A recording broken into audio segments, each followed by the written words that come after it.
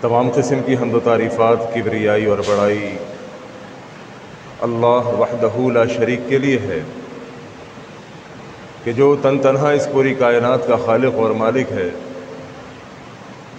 کروڑوں درود و سلام پیغمبر اسلام امام الانبیاء جناب محمد رسول اللہ صلی اللہ علیہ وسلم پر کہ جن کے ذریعے سے ہدایت کا دین سارے عالم کے اندر پھیلا۔ ان تعریفی کلمات کے بعد میرے محترم بھائیوں، دوستوں، بزرگوں، یہ دین اسلام اور اس دین کے ماننے والے مسلمان ہر دور کے اندر مصیبتوں میں، مشکلوں میں گھرے ہوئے ہیں۔ یعنی اگر ہم بات کریں نبی علیہ الصلوۃ والسلام کے دور سے آج کے دور تک، تو ہمیں معلوم ہوگا اور ایسا محسوس ہوگا کہ اغیار کی سازشیں بہت گہری ہیں اور دشمنوں کی سازشیں ظاہری اعتبار سے بہت طاقتور ہیں۔ ہر دور کے اندر یہ منافقین، یہ کافر، اللہ کے باغی اور دشمن بڑی گہری سازشیں کرتے ہیں، اور ان کی سازشوں کو اللہ رب العالمین نے قرآن مجید کے اندر کئی مقامات کے اوپر بے نقاب بھی کیا ہے۔ قرآن مجید میں اللہ رب العالمین بیان فرماتے ہیں، یریدون ان یطفئوا نور اللہ بافواہہم، یہ کافر، اللہ کے باغی اور اللہ کے دشمن یہ ارادہ رکھتے ہیں کہ اللہ کے دین کو محض اپنے منہوں کی پھوکوں سے بجھا ڈالیں۔ یعنی ان کفار کے لیے، اغیار کے لیے، اللہ کے باغی اور دشمنوں کے لیے دین اسلام کو مٹانا یہ سمجھتے ہیں کہ اتنا آسان اور اتنا سہل ہے کہ گویا ایک چراغ جل رہا ہے اور یہ پھونک ماریں گے وہ چراغ بجھ جائے گا۔ لیکن میرا رب بھی قرآن میں اعلان کرتا ہے، وَيَأْبَى اللَّهُ إِلَّا أَن يُتِمَّ نُورَهُ وَلَوْ كَرِهَ الْكَافِرُونَ۔ اے کافرو، تمہارا بیڑا غرق ہو، تمہارا ستیہ ناس ہو، تم اللہ کے دین کو جتنا بھی کوشش کر لو مٹانے کے لیے، اللہ کا دین مٹنے والا نہیں، اللہ کا دین غالب ہونے کے لیے آیا ہے۔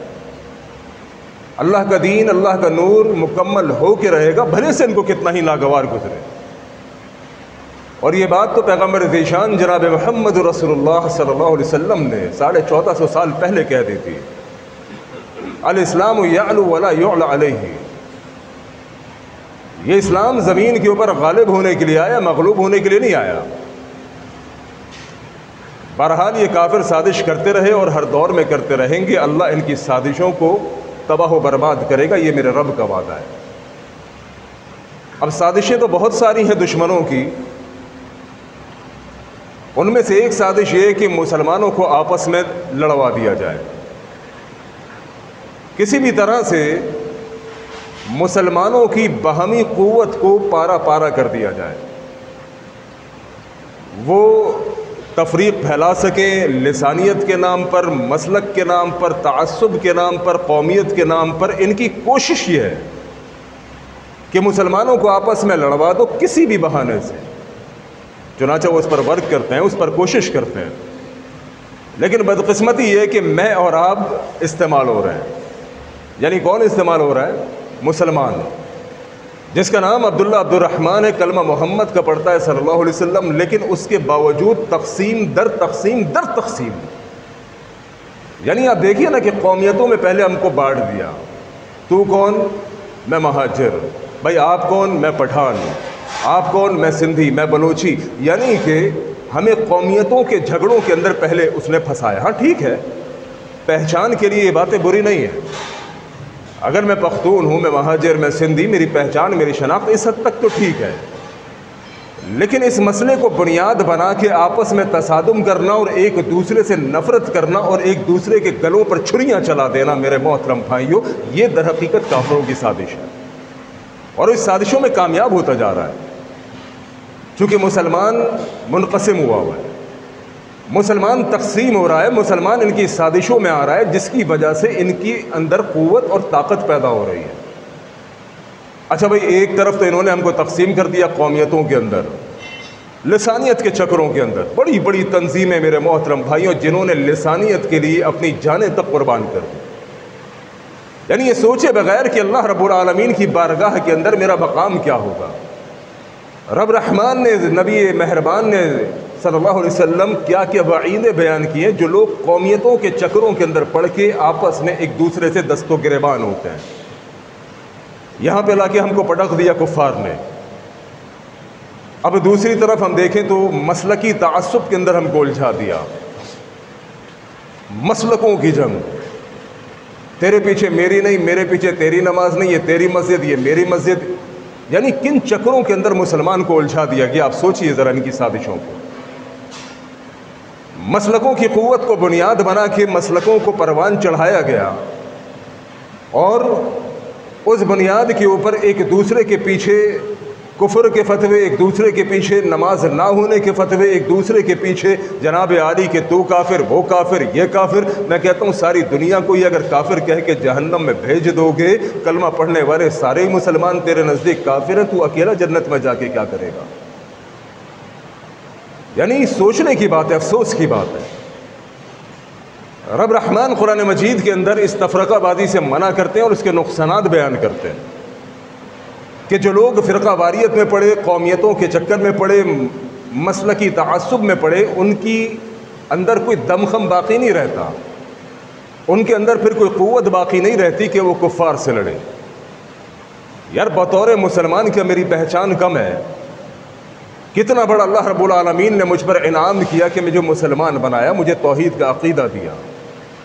رب رحمان نے کتنا بڑا مجھ پر احسان فرمایا کہ اللہ رب العالمین نے مسلمان گھرانے میں مجھے پیدا کیا. میں پیدا ہوا، میرے کانوں میں اذان ہوئی، میری ختنہ ہوئی، میرا عقیقہ ہوا، میرا نام عبداللہ عبد الرحمن رکھا گیا، وہ میری شناخت مسلمان کے نام سے کرائی گئی. یہ رب کا کتنا بڑا احسان عظیم ہے. لیکن اس شناخت کے اوپر میں مطمئن نہ ہوا. مجھے کہیں قومیت کے جھٹکے لگتے رہے، کہیں مسلک کا تعصب ابھرتا رہا، اور یہاں سے ساری تباہ کاریاں شروع ہوئی ہیں. اللہ رب العالمین نے قرآن مجید کے اندر بیان فرمایا وَاعْتَصِمُوا بِحَبْلِ اللَّهِ جَمِيعًا وَلَا تَفَرَّقُوا. مسلمانوں تم سب مل کے اللہ رب العالمین کی رسی کو، یعنی کہ قرآن اور حدیث کو، دیکھیں قرآن اور حدیث پہ کسی کا کوئی اختلاف نہیں ہے. یہ واحد وہ چیز ہے قرآن اور حدیث جس کے اوپر کسی کا بھی کوئی اختلاف موجود نہیں. گورا ہو، کالا ہو، سیاہ ہو، سفید ہو، وہ کسی مسلک کا ماننے والا ہو، کسی قوم کا ماننے والا ہو، کسی ملک میں رہنے والا ہو، اللہ کی قسم آئیڈیل، ماڈل، ایگزامپل سب کے نزدیک قرآن اور حدیث ہے. قرآن و حدیث سے ہمیں پیچھے کر دیا گیا، اور آپسی لڑائیوں کے اندر، گروہ بندیوں کے اندر، مسلکوں کے تعصب کے اندر، قومیتوں کے اندر، ان مسائل میں چھوٹے چھوٹے ہم کو گھسا دیا گیا. تیرے پیچھے میری نہیں، میرے پیچھے تیری نہیں، یہ میری مسجد، یہ تیری مسجد، یہ میری حدود، یہ تیری حدود. ان چکروں میں آ کے میرے محترم بھائیوں، اللہ کی قسم جو نقصان پہنچا وہ اسلام کو پہنچا ہے. رب رحمان نے اسی چیز سے منع فرمایا ہے کہ آپس میں فرقہ واریت نہ کرنا، آپس میں گروہ بندیاں نہ کرنا. تم سب مل کے اللہ کی رسی کو، یعنی قرآن و حدیث کو تھام لو.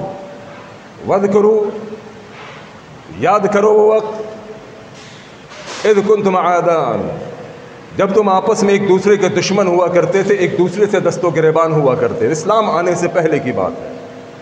قبل از اسلام نبی علیہ الصلوۃ والسلام کی خوبصورت اخوت، بھائی چارگی کی دعوت سے پہلے رب رحمان فرماتے ہیں وَاذْكُرُوا، یاد کرو جب تم ایک دوسرے سے دست و گریبان ہوا کرتے تھے، چھوٹے چھوٹے مسئلوں پر تمہاری لڑائیاں ہوتی تھیں.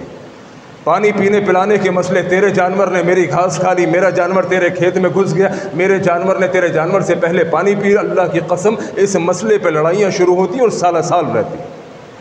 قبیلے کے قبیلے اس مسئلے پہ لڑ جاتے. اب میں سوچتا ہوں کہ وہ جہالت جو اس وقت تھی قبل اسلام، نبی علیہ الصلوۃ والسلام کی خوبصورت دعوت آ جانے سے پہلے جو جہالت تھی، وہ جہالت آج واپس آ گئی ہے. چھوٹے چھوٹے مسئلوں میں ہماری لڑائیاں ہوتی ہیں، اور ان لڑائیوں کی وجہ سے پورے پورے قبائل آپس میں لڑ جاتے ہیں، پوری پوری بڑی بڑی تباہ کاریاں ہو جاتی ہیں، سوچے بغیر کہ سامنے والا میرا دشمن نہیں، میرا بھائی ہے. یارو جس نے کلمہ پڑھا ہے، جو کہتا ہے لا الہ الا اللہ، جو کہتا ہے میرا نام عبداللہ عبد الرحمن، جو کہتا ہے میں محمدی، جو کہتا ہے میں نبی کا امتی، وہ کوئی بھی ہو، کسی قوم قبیلے کا ہو، کسی گروہ کا ہو، کسی کا بھی ہو، میرے محترم بھائیو، سیاہ سفید، کالا گورا، بریلوی دیوبندی، وہ کون ہے؟ وہ اہل حدیث ہے. وہ کون ہے؟ وہ پٹھان. وہ کون؟ وہ مہاجر، وہ سندھی. یہ سب کیا پڑھتے ہیں؟ لا الہ الا اللہ. جو لا الہ الا اللہ پڑھتا ہے وہ دشمن نہیں ہوتا. جو کلمہ پڑھے وہ دشمن نہیں ہے، جو مسجد میں آئے وہ میرا بھائی ہے، جو مندر میں جائے وہ میرا دشمن ہے. بس اتنی تفریق کافی ہے، اس سے آگے مت بڑھو. اس سے آگے بڑھو گے تو آپسی اتحاد کو تباہ و برباد کر دو گے. آپس میں پھر ایک دوسرے پر فتوی بازی ہوگی، وہ کافر، وہ منافق، وہ مشرک. انہی چکروں میں الجھ کے رہ جاؤ گے. اصل اسلام کی روح فنا ہو جائے گی. کافروں کو فائدہ ہوگا، مسلمان اور اسلام کو نقصان ہوگا. وَاذْكُرُوا یاد کرو اذ کنتم اعداء فالف بین قلوبکم. تو اللہ رب العالمین نے کیا کیا؟ تمہارے دلوں کو آپس میں جوڑ دیا. اللہ رب العالمین نے تمہیں ایک دوسرے سے قریب کر دیا. رب رحمان نے جو دشمنیاں تمہارے دلوں کے اندر، قدرتیں تمہارے دلوں کے اندر بسی ہوئی تھی، اللہ رب العالمین نے اس کو نکال کر پھینک دیا. اور کیا ہوا؟ فَأَصْبَحْتُمْ بِنِعْمَتِهِ إِخْوَانًا. رب کے فضل سے تم آپس میں بھائی بھائی بن گئے. دشمنیاں ختم ہو گئی، بھائی چارگی کا معاشرہ پھیل گیا. لیکن کفار کو یہ مسلمانوں کا اتحاد پسند نہیں آیا. جو دعوت میرے نبی علیہ الصلوۃ والسلام دے کر گئے تھے، جو منہج میرے نبی علیہ الصلوۃ والسلام سکھا کر گئے تھے، جو مشن اللہ کے نبی دے کر گئے تھے کہ مسلمانوں آپس میں ایک ہو جاؤ، دشمن کو دشمن سمجھو، بھائی کو بھائی سمجھو، اور وہ تفریق، وہ فرق میں نے اور آپ نے ختم کر دیا. یہی کافروں کی سازش تھی. وہ کفار بڑے بڑے روپ میں آئے. ان کفار نے یقین کیجیے، اگر میں نے اور آپ نے قرآن کو پڑھا ہے، ہم تو ثواب سمجھ کے پڑھتے ہیں نا کہ ثواب ملے گا، قرآن پڑھیں گے ثواب ملے گا. وہ قرآن کو اس وجہ سے ریسرچ کرتے ہیں، اس وجہ سے اسٹڈی کرتے ہیں کہ قرآن میں دیکھو کہ مسلمانوں کے رب نے ان کو حکم کیا دیا ہے. جن چیزوں کا مسلمانوں کے رب نے ان کو حکم دیا، ان چیزوں سے ان کو دور کر دو، یہ مسلمان خود ہی تباہ ہو جائے گا. وہ اس وجہ سے قرآن کو پڑھتے ہیں کہ قرآن کو دیکھو، اللہ رب العالمین نے جن چیزوں سے مسلمانوں کو روکا ہے، ان چیزوں میں مسلمانوں کو آگے کرو.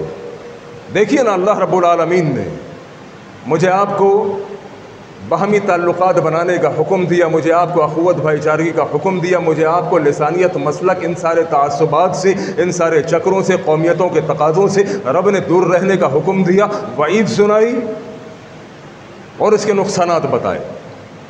فَتَفْشَلُوا وَتَذْهَبَ رِيحُكُمْ. رب نے قرآن کے اندر بالکل وضاحت کے ساتھ بیان فرما دیا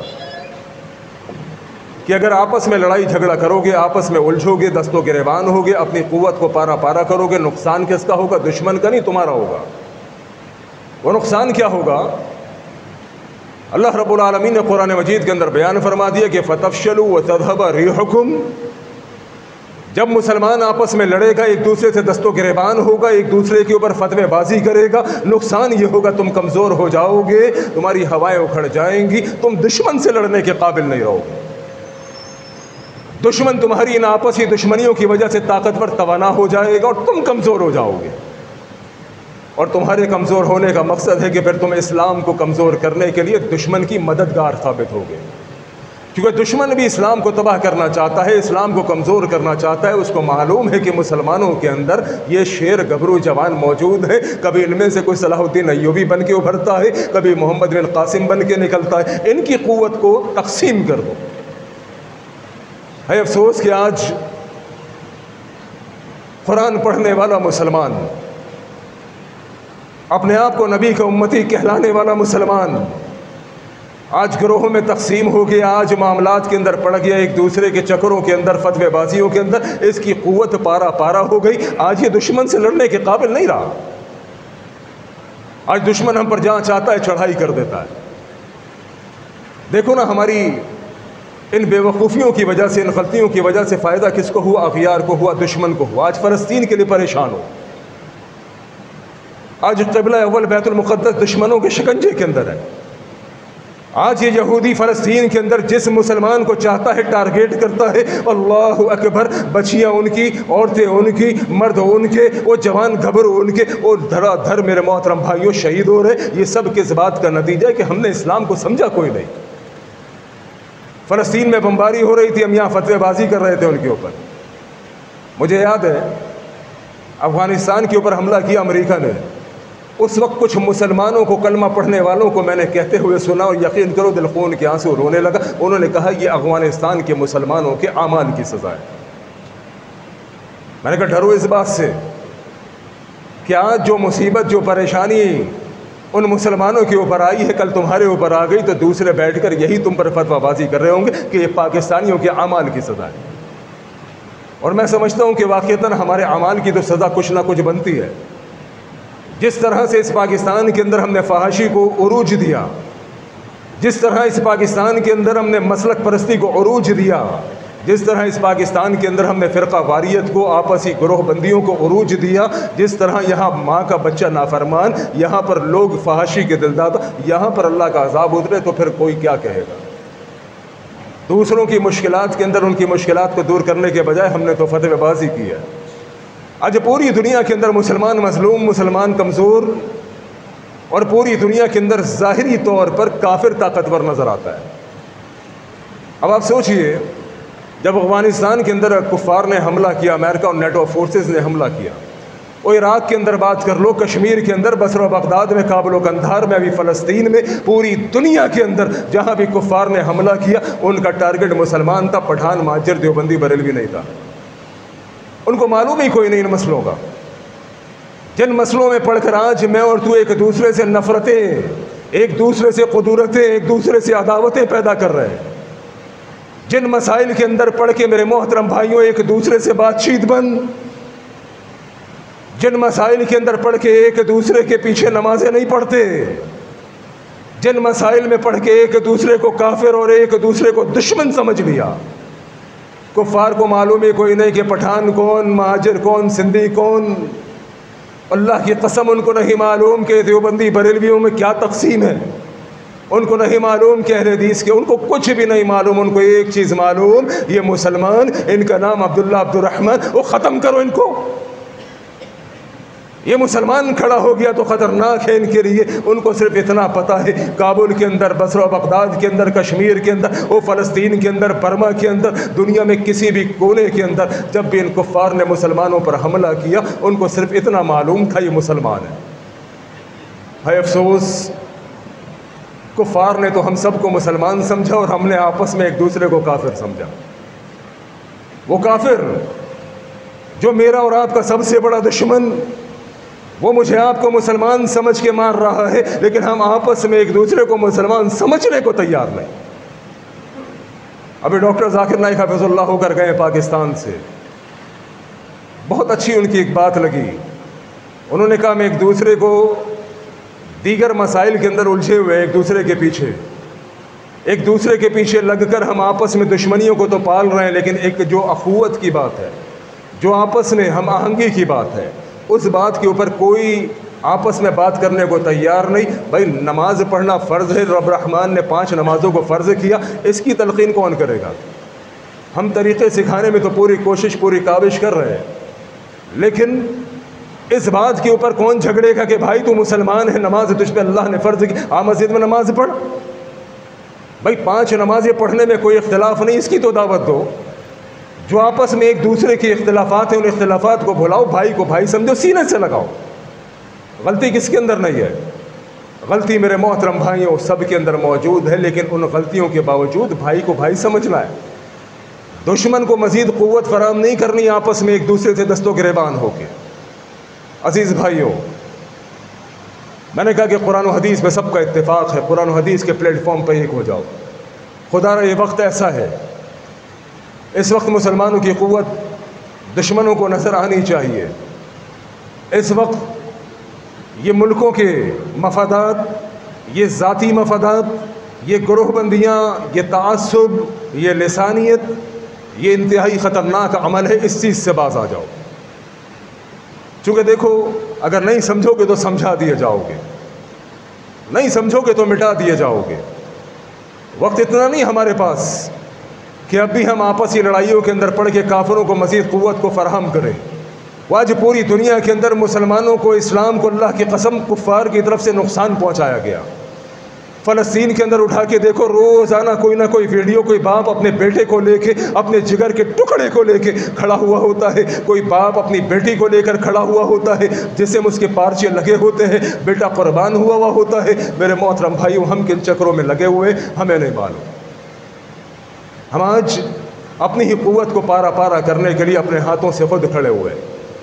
لہذا عزیز دوستوں، رب کا پیغام میں نے آپ کے سامنے رکھا کہ وَاعْتَصِمُوا بِحَبْلِ اللَّهِ جَمِيعًا وَلَا تَفَرَّقُوا، مسلمانوں آپس میں فرقہ واریت مت پھیلاؤ، آپس میں ایک ہو جاؤ، نیک ہو جاؤ، محبتوں کے پیغام کو عام کرو، بھائی کو بھائی سمجھو، سینے سے لگاؤ، دشمن کو دشمن سمجھو۔ اور اللہ کی قسم اٹھا کر کہتا ہوں، دشمن کلمہ پڑھنے والا نہیں ہو سکتا۔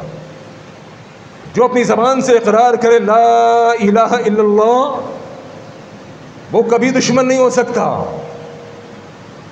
یہ ایک دوسرے کے اوپر نفاق کے فتوے، کفر کے فتوے، خدا کے واسطے اس سے باز آؤ، اپنی قوت کو جمع کرو۔ تقسیم در تقسیم ہوتے چلے جاؤ گے تو کافر یوں ہی تم پر آتا چلا جائے گا۔ آج حیرت ہوتی ہے، یقین کیجئے مسلمانوں کو توڑنے والے مسلمان موجود ہیں، مسلمانوں کو لڑوانے والے مسلمان موجود ہیں۔ آج وہ لوگ بڑی گہری سازشوں کے ساتھ میدان میں آئے ہیں، اور یہ اغیار کی سازش، کافروں کی سازش آپ لوگوں کی وجہ سے ناکام ہوگی اگر آپ اس بات پر جمع ہو جائیں کہ بھائی ہم کوئی بھی ہوں، ہم مسلمان ہیں۔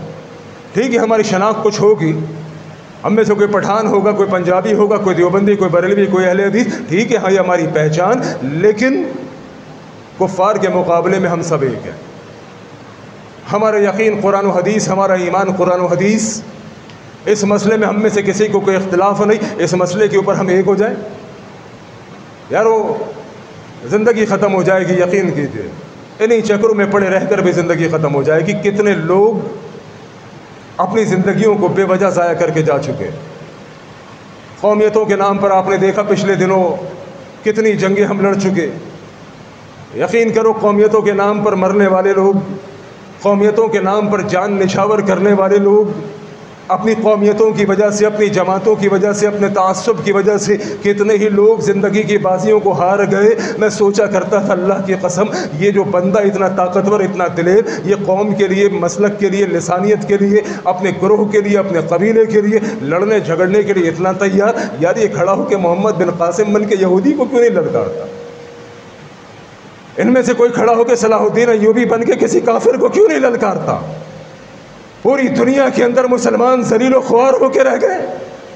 پوری دنیا کے اندر مسلمانوں کی کتاب قرآن مجید کو میرے محترم بھائیوں زمین پر پھینک کر ڈانس کیا گیا، بوٹوں سمیت چڑھ کے ناچا گیا، مسلمانوں کی کتاب کو آگ لگائی گئی، مسلمانوں کی مسجدوں کو مسمار کیا گیا۔ پوری دنیا کے اندر کسی بچے کی عصمت کو پامال کیا جائے، معلوم کرو نام نور فاطمہ رقیہ ہوتا ہے، اور یہ مسلمان بچی جس کی عصمت کو پامال کیا گیا، ہمارے ماتھے پر بل نہیں پڑتا، ہمارے کانوں پر جو نہیں رینگتی، ہم آپسی تصادم کے اندر لگے ہوئے ہیں۔ ڈرو اس بات سے کہ زندگی ختم ہو جائے، زندگی عارضی ختم ہو جائے گی، ان مسئلوں میں پڑے رہو گے تب بھی ختم ہو جائے گی، ان مسئلوں سے بڑھ کے آگے بڑھو گے، بہت بڑے مسئلے کی طرف، پوری دنیا کی فکر کرو گے، پوری دنیا کے اندر بسنے والے مظلوم مسلمانوں کی فکر کرو گے، اللہ کی قسم زندگی کامیاب ہو جائے گی۔ تم نے مسئلہ بنا لیا چھوٹے مسائل کو، یہ مسئلے تھے ہی کوئی نہیں بھائی، کوئی زبردستی، اگر کوئی بندہ میری سوچ کے مطابق نہیں عمل کرتا تو اس پر کوئی زبردستی ہے؟ ہم نے سوچ لیا کہ جو میری سوچ ہے بس وہی درست ہے، اور اس سوچ کو دوسروں کے اوپر لازم کرنا یہ میری ذمہ داری ہے، نہیں ہے آپ کی ذمہ داری۔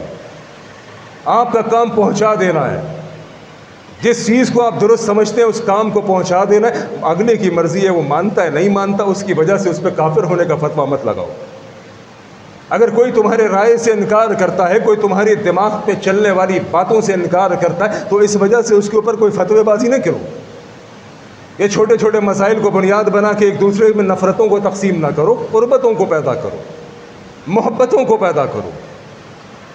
یارو میں نے کہا زندگی ختم ہو رہی ہے بہت تیزی کے ساتھ۔ یقین کرو ہم میں سے جو آج سے 10-15 سال پہلے جوانی کے اندر کھڑا ہوا تھا، آج وہ بڑھاپے کی دہلیز میں موجود ہے۔ جو آج جوانی کے اندر موجود ہے، یقین کرو اس کی جوانی بھی ہمیشہ باقی نہیں رہے گی، کچھ عرصے کے بعد وہ بڑھاپے میں، اور یہ بھی دلیل نہیں خیر۔ اگر کوئی سمجھے کہ ابھی تو جوانی ہے، دیوانی ہے، مستانی ہے، جوانی کو گزار لوں، بڑھاپا ہوگا پھر دیکھا جائے گا، یہ بھی بیکار کی بات ہے۔ کس نے دیکھا ہے بڑھاپا؟ کیا جوانوں کو مرتے ہوئے نہیں دیکھا؟ اور کتنے ہی جوانوں کو یہ مٹی کھا گئی، کتنے ہی وہ لوگ جو کہا کرتے تھے کہ ابھی تو جوانی ہے، جوانی تو دیوانی ہے، وہ دیکھا جائے گا، دیکھا جائے، وہ کچھ دیکھ بھی نہیں پائے، اس سے پہلے قبر کی مٹی نے ان کو دیکھ لیا۔ بے مقصد زندگیوں کو ختم مت کرو، اللہ کو راضی کرو۔ یقین کرو اس زندگی کا مقصد ہی اللہ رب العالمین نے اللہ کی رضا بیان کیا ہے۔ آج میری زندگی کا مقصد کیا ہے؟ کاروبار، نوکری۔ جو اصل مقصد تھا اس مقصد کو میں نے اور آپ نے سمجھا ہی کوئی نہیں۔ آج بیکار بے مقصد زندگی میرے محترم بھائیوں، ایک حیوان کی زندگی اور ایک انسان کی زندگی اور اوپر سے مسلمان کی زندگی، اس میں کوئی فرق محسوس ہوتا ہے؟ یعنی وہ حیوان، وہ چرند پرند یا کوئی بھی حیوان ہو، اس کی زندگی کا ایک مقصد ہے کہ اپنے پیٹ کی آگ کو بجھانا ہے کہ نہیں ایسا؟ اس کا دوسرا تو کوئی مقصد نہیں نا۔ کوئی چرند ہو، کوئی پرند ہو، کسی قسم کا کوئی حیوان ہو، اس کی زندگی کا ایک مقصد ہے کہ کھانا پینا، بس۔ آج مسلمان کی زندگی کا کیا مقصد ہے؟ آج مسلمان کی زندگی کا مقصد بھی صرف اتنا ہے کہ میں کام کروں، میں کاروبار کروں، میں نوکری کروں، بیوی بچوں کی کفالت کروں، اپنا پیٹ پالوں، بیوی بچوں کا پیٹ پالوں، بس بہترین میں نے کام کیا ہے۔ یہ پیٹ پالنے والا جو مسئلہ ہے نا یارو، یہ اللہ رب العالمین نے بغیر مسئلے کے تمہارا حل کر دینا ہے اگر تم اللہ کے دین کو اپنا مسئلہ بنا لو گے۔ اگر تم اللہ کے دین کو اپنا مسئلہ بناؤ گے تو رب تمہارے مسئلوں کو یوں ہی آسان کر دے گا۔ رب نے قرآن مجید کے اندر بیان فرمایا وَمَا خَلَقْتُ الْجِنَّ وَالْإِنسَ إِلَّا لِيَعْبُدُونَ۔ جن و انس کو میں نے بیکار بے مقصد پیدا نہیں کیا، ان کو میں نے اپنی بندگی کے لیے پیدا کیا۔ اس جن و انس کو میں نے اپنی بندگی کے لیے پیدا کیا ہے۔ آج یہ انسان پورا دن کام کاروبار کے اندر، آج پورا دن معاش کے اندر، بیوی بچوں کی کفالت کے اندر اپنی پوری زندگی اس نے کھپا دی۔ کتنے ہی لوگ اللہ کی قسم جنہیں قرآن پڑھنا نہیں آتا، کبھی قرآن پڑھنے کی کوشش نہیں کی۔ کتنے ہی لوگ ایسے جنہیں نماز پڑھنا نہیں آتا، نماز سیکھنے کی کوشش نہیں کی، لیکن کیا ہے، نوکری بہترین کرتا ہے، کاروبار بہترین کرتا ہے، بزنس مین بہترین ہے۔ ابھی ایک بھائی سے بات ہو رہی تھی، کچھ دین کے بارے میں تحقیق کا شوق رکھتے تھے، دبئی میں ہوتے ہیں۔ کل ان کا فون آیا، بڑی لمبی بات ہوئی، کہنے لگے کہ میں صحیح دین سیکھنا چاہتا ہوں، عقیدہ توحید کیا ہے۔ بات چیت لمبی ہوئی، میں نے کہا دیکھو فون کے اوپر اتنا آسان تو نہیں کہ آپ سمجھیں کہ میں آپ کو سمجھا دوں اور آپ کو سمجھ آ جائے۔ آپ پاکستان جب تشریف لائیں تو مجھ سے ملاقات کریں۔ اب میں نے کہا ملاقات کا ٹائم آپ کے پاس ہوگا نہیں، کیونکہ آپ مصروف بزنس مین آدمی ہیں۔ جب ملاقات کا تمہارے پاس ٹائم نہیں، دین کے لیے وقت دینے کو تمہارے پاس ٹائم نہیں، تو میرے محترم بھائیوں پھر دین کہاں سے آئے گا؟ دین سیکھنے کے لیے کم از کم اتنا وقت تو نکالو، دین کو پڑھنے کے لیے کم از کم سیکھنے کے لیے اتنا وقت تو نکالو کہ تمہاری زندگیاں تبدیل ہو سکیں، اور وہ بغیر دین کو سمجھے نہیں ہوں گی۔ اللہ رب العالمین نے میری آپ کی زندگی کا مقصد اللہ کے دین کی سربلندی رکھا ہے۔